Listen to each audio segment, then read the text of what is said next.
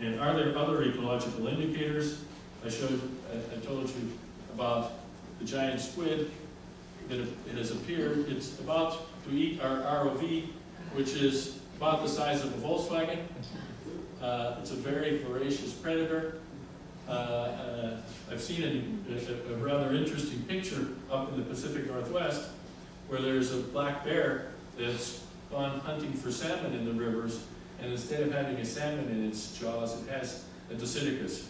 So these organisms are apparently following the salmon up the river and becoming prey to black bears.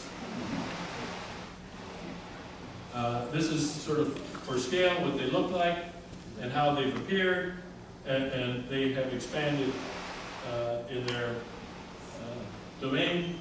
There is still debate over exactly what is driving that expansion, but it seems to be at least partly linked to these changes in ocean climate. So what else? We've recently seen a fair amount of anoxia off Oregon, probably tied to the same decadal variability. In that same region,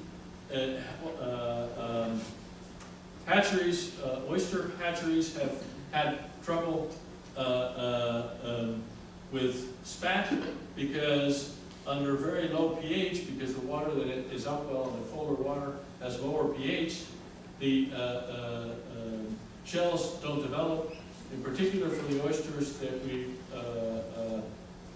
harvest commercially, which were brought over from Japan, there's been salmon failures, and there's been a dramatic change in ecosystems in San Francisco Bay, something that is currently being worked on by a group of scientists led by the USGS, actually. So, in conclusion, there are clear global patterns.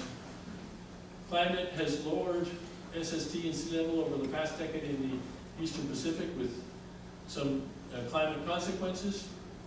I wonder if this episode is larger, but then worry when in another decade or two this process changes phase and we're in phase with the warming conditions. Then what? So I argue that, not surprisingly, that we have an urgent need for mature observing and decision-making systems. And just leave a little picture up here of how some of these things might operate. The one thing that's perhaps a little different, and perhaps we would have wanted to have now in the Gulf, is the idea of having two separate observing systems. And I'm sure there's one that is somewhat regular and one that is rapid response in terms of crises or other capabilities that all feed into an information system that helps us model and predict things and allows us to decide what we should do or not. I argue right now we're in this box pretty much, but we soon have to get out of there and start making some decisions as to what we're going to do in response to many of the things that are changing. Thank you.